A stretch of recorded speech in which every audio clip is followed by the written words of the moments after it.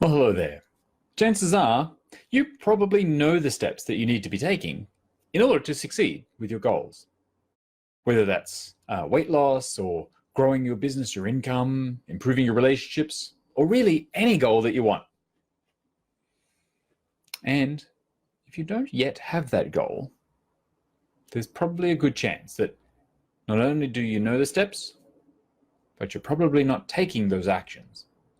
Or at least you're not taking them consistently enough yet to have achieved it. Don't feel bad. I've been there too. It is understanding this and overcoming it that leads us to our success. What are the steps that you know you should be doing, or want to be doing, or could be doing, but aren't?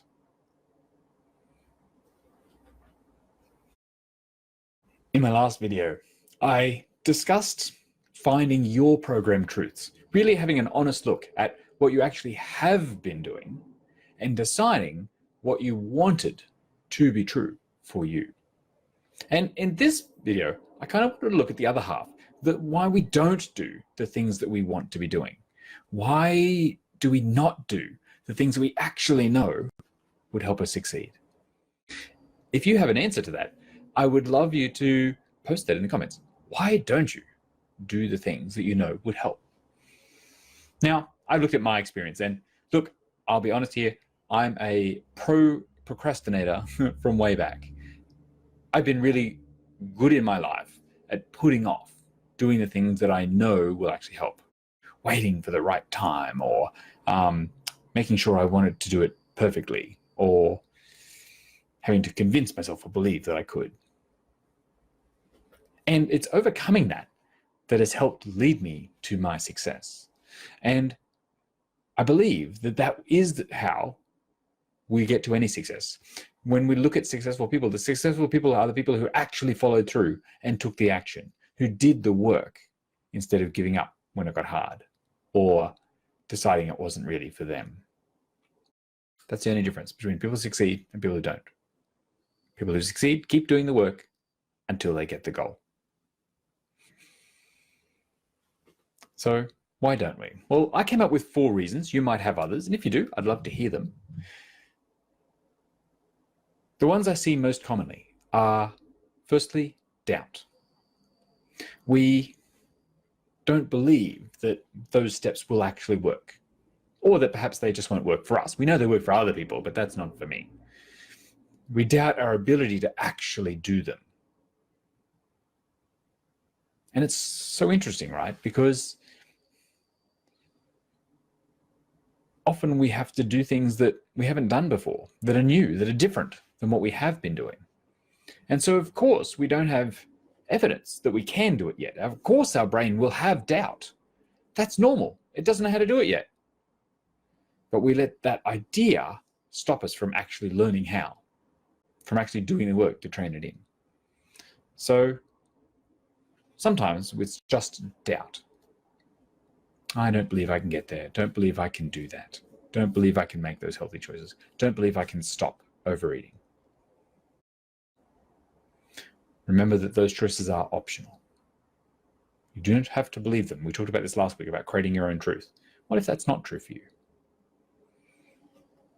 I don't know, we'll get to solutions in a moment. For now, doubt might be one reason why you're not going through with the action. I just don't think I could. Don't think it'll work. Maybe it's from a sense of insecurity. You're thinking that it'll be hard, or it'll be unpleasant, or it'll be difficult, these sorts of things. Sometimes we don't do it because we think there'll be unwanted consequences. Like, if I do that, I've actually seen this lots of times with when I've worked with couples, with one person is getting healthier and losing weight and feeling better about themselves, becoming more positive and changing their shape and their size. And they're sabotaged because they're worried about what their partner might think or someone else might think. Sometimes we hit what's called an upper limit belief, when we worry about overshadowing other people in our life, being more successful than them, oh, I can't do that. need to pull back. And all of that comes from insecurity. Are you frightened of succeeding?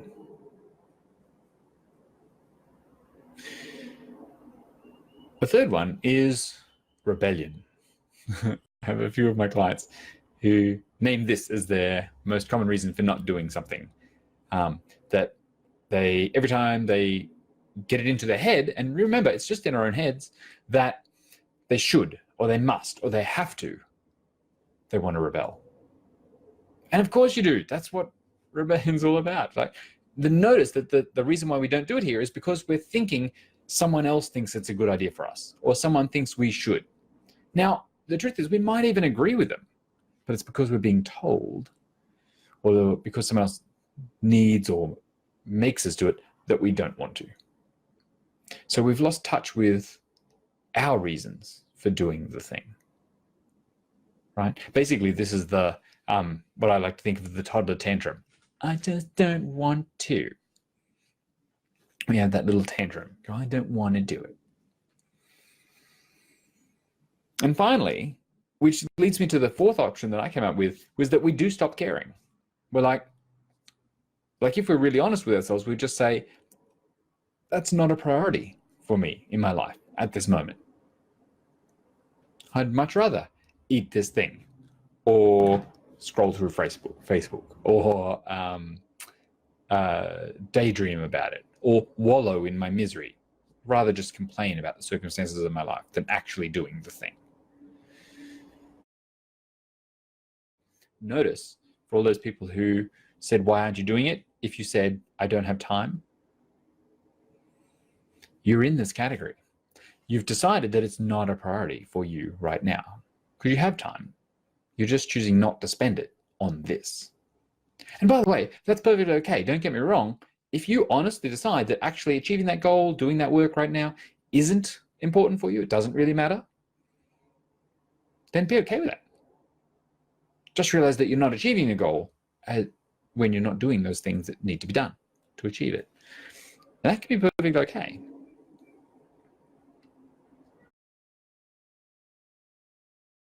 Maybe part of the not caring is you're feeling apathetic. You're in the why bother, who cares sort of stage. And again, that means you've lost connection with your reasons, your compelling why. Why does it matter? Like whenever we ask ourselves those rhetorical questions, why bother, who cares? I always like to suggest that you answer them. Well, why bother? Okay, because the outcome is worth it. Who cares? Me, I actually care about how I feel, about my health, about my well-being. Maybe you aren't caring that much. You've slipped into defeated. You've decided that I actually can't keep doing this, or I can't keep doing it this way. Right? I've tried and tried and tried and not seen my results. Okay, well, what I offer for you there is that stop trying to do it that way if you're not going to do it that way. Rather than giving up on your goal, go, how else could I do it? What could I do instead? Anyway, I'll come back to that in a moment. We'll get to solutions in a moment. But those are the four main reasons that I came up with: doubt, insecurity, rebellion, and apathy, or we stop caring. And I actually think all of these are just manifestations of fear. This idea that we're going to miss out, or we're not going to have, or we're not going to be good enough, or someone else will think. You know, we're going to be deprived, we're going to get kicked out of the tribe, it'll be too much effort. We'll lose status or security or serenity in the doing of these goals. And I had the privilege of listening to Marie Forleo speak last week. And she introduced an idea that I hadn't heard before that really resonated with me. And I think it's relevant here when we talk about all these reasons being just manifestations of fear. You know, what if all of our doubts or insecurities, our rebelliousness, our apathy is all just fear speaking? And the trouble is with our emotions, the trouble is with fear, is that it doesn't actually have language. And this is Marie's idea, that what if fear is simply our friend without language? You know, all of us go through a developmental stage in our life when we're infants, when we're babies. that we don't have language. Our only way to communicate a desire, a need, or a concern is by crying. We make a noise. It's the noise we have. Or maybe you want to think about this in terms of your pet. If you have a dog, for instance, you might know that they'll be barking when they're excited to see you. They'll be barking when they're playing a game, or they'll be barking when they're frightened of intruder. They're warding territory, right? The mailman's coming, or people are walking past the gate or the fence. But without language, they only have one way of expressing themselves. Even though the messages are different, right? Consider a baby, they're crying. Well, why are they crying? Are they tired? Are they hungry? Are they hot? Are they cold? Do they just need comfort? Do they need their diaper changed? All of these sorts of things. Different messages, different concerns, but only one method of communicating it. And so what if we've been looking at fear, feeling the fear, and what if we've been misinterpreting it? What if there are multiple messages, but we've only been listening to one? For most of us, fear just means, watch out, something bad is going to happen. And it's our primitive flight, freeze, or fight response for danger. Oh my God, there's a lion, it's going to eat me. I need to run away, I need to fight the lion, or I need to freeze like a statue. And so the lion moves on. So we feel the fear and we think, oh my God, something bad's going to happen. I have to not do. Right? I have to avoid. I have to run away from. And trouble is, our brain, I think, has gotten confused with so many of the triggers and so many of the thoughts in our life, so many of the ways we live now, where our issues, our challenges, our concerns are not about survival. Right? Most of our stresses in our lives, in our world, are not currently about survival. But our brain doesn't know the difference. So it keeps sending us this message. Be afraid, something bad's happening, something bad's going to happen. What if we've been getting that wrong, though? What if that's not the only message that fear could be intending to tell us? What if it was like the baby or the dog? And instead it might be going, like it could be going, oh yes, there's fear, there's something dangerous here, pay attention. Or it might be going, there's something important here. There's something you care about. There's an opportunity here for you to evolve, to develop, to grow. This is powerful. Pay attention. What if it's saying that instead? Can you rethink your reasons?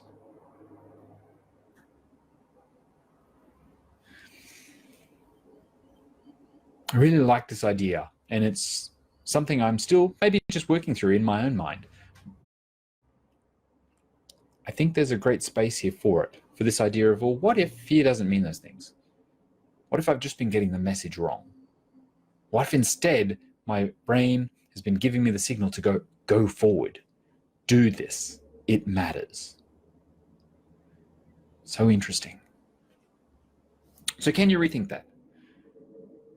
Or can you find another way to help you get into going? How do we actually change from how we have been? And here are the ideas I came up with. So firstly, if you're in doubt, what if you just allowed for the possibility? What if you spent some time contemplating, what if this does work for me? What if it could work? What if it's easy? What if it's fun? What if this is the best thing ever? Think about, is it possible for others? And because it's possible then, could I learn to do it? Right? Maybe I can't do it straight away. Maybe it will be hard. But what if it will get easier as I do it? What if I'll learn how? What if 3 months or 6 months or 6 weeks from now, this is no longer an issue because I've done the work? It's really interesting and kind of exciting questions. And for me, it's so interesting because I think excitement and fear almost give the same energy in my body. So is that a sign that there's potential, there's power? if you've got those insecurities, if you've got those, oh my God, but what if it's hard? Or what if there are unwanted consequences, things like that. Well, really answer those questions. Like, I really think the answer is to examine those insecurities and go, well, are they justified? Are they really realistic? Maybe my partner will leave because I get too attractive and they don't think they're good enough, and I become a different person by being more positive and having more energy and feeling more alive. Okay, what if they do? Do you want them staying if they're not happy? Because the alternative, of course, if we're not happy, if we want this change and we're holding ourselves back from it, we're not doing it, are we willing to stay because we're not happy? How is that an act of love? Okay. So examine, bring it how likely it is, question it, answer those rhetorical questions. And then also maybe just come to acceptance. Well, maybe it is going to be hard. Okay. I'm willing to do hard things. I've done hard things in the past. Probably in your life, you do hard things now. You probably do some things that you don't really want to do, except that you do want the benefit. You do want the consequences. So this is the thing I want to encourage you to keep doing, to keep opting in. So examine, question, accept those consequences. And even if you're not sure, try it out. Try it on like a science experiment. Maybe if I just give it a go for a while and see what happens, see what I learn about myself, see what shifts and changes. You know, in the end, we learn by doing. You know, there's a great quote by Thomas Monson who says, "It is in the doing, not just the thinking, that we accomplish our goals." You actually have to do. So could you try it out? Could you try it as a science experiment? Could you pay attention? Or could you try it differently? I said before, for those people who are feeling defeated, I just can't keep doing it this way. I can't keep doing the same thing. Well, stop doing the same thing. How else could I do it? What else could I do differently? You know, most of us have tried beating ourselves up, beating ourselves into motivation, criticizing ourselves to get going. We know it doesn't work. So can we try a different way? Can we try loving ourselves forward?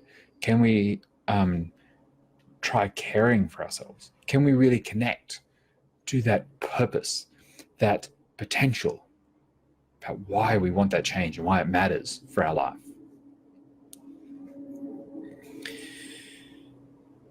In the end, remember, you can just decide. You can connect with that why, with why it matters. And you can check your priorities. Am I prioritizing this? Am I giving it the time, the energy, the focus, the resources that it needs? And if not, am I willing to change? What can I shift? You know, priority means first in order. So where am I putting these actions? Could they be moved up the order? And of course, give yourself permission to succeed. You know, if you've never had the success before, or you've always doubted, what if you just go, what if it's okay? What if it works out better? What if I do have better outcomes? What if I have more joy, more connectedness? If I have more abundance to give because I've reached this goal? What if this improves not only my life, but the lives of everyone else around me? What if you gave yourself that permission? Or just because you want it, just because it's meaningful for you. So many of us spend so much of our lives giving, caring for others, we forget to prioritize our own needs as well. So are all my people with no time? How are your priorities? And remember, it's okay to decide, actually, this isn't a priority for me right now. I don't actually want to spend the time. I'm not willing to do that. Okay, so stop beating yourself up about it. Just put the goal aside for the moment. Come back to it at another time. And just to be honest, This is the kind of the take-home message is take responsibility for your actions. You're not doing it because of any of those other reasons. You're either doing it because you want to, or you're not doing it because you've decided you don't want to. What if you just made that okay? Or if it's not okay for you to not do it, to not achieve the goal, to not get there, then how can you decide that you do want to do it? You are willing to do what it takes. Are you ready to take responsibility?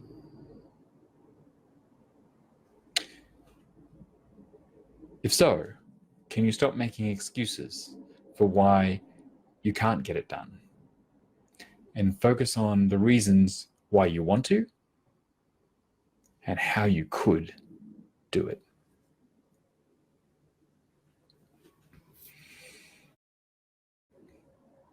Well, if you are currently on a weight loss journey and you're not doing the things you need to be doing, especially if you're worried about the end of year celebration season coming up, if you're ready to take responsibility for your choices and you want some help retraining those habits, overcoming emotional eating, then know that enrollments for my course are now open for this first week of November 2019. So if you're watching live, obviously, you can join this week. Join me and learn how to take control, how to retrain those unhealthy habits so that you can thrive over the end of the year celebration season. This is the last time the course will be offered this year. So I really want you to take a moment and imagine, what would it be like if you come through December, come through into January, and then you don't need to start again. You don't need to get back on track because you've enjoyed the end of year season and you've managed your health and well-being at the same time. It's totally possible. All right. Well, if you want to get my help to get those habits sorted now, then go to livemorelife.com.au, click on Stop Sabotaging Your Weight Loss, and you can learn more and enroll. I'd love to have you join me. If you are watching after the replay, if you're watching a replay after the 9th of November, then go to the website, livemorelife.com.au, click on Stop Sabotaging Your Weight Loss, and make sure you sign up to the wait list so you get notified when I do open enrollment in 2020. All right, for now, make doing the actions you need to do to succeed or not doing them a choice. Take responsibility and consider shifting your thinking. Are you misinterpreting the fear? Is the doubt, the insecurity, the apathy, the rebelliousness just a misunderstood message? Connect with your why. Decide that you can and try it on. I hope this has been helpful for you. Please make sure you give me a like, give me a comment. If you're watching on YouTube, make sure you hit the subscribe button so that you can get notified of every new video. And likewise, if you're watching on my video blog, make sure you sign up to my newsletter. Get not only the notification, but also my hints, tips, and ideas, and special offers when I have availability to work together. All right, well, I'd love to hear from you. Let me know how you're going. And otherwise, let's go and do it. Let's make these goals. Let's make our success a reality.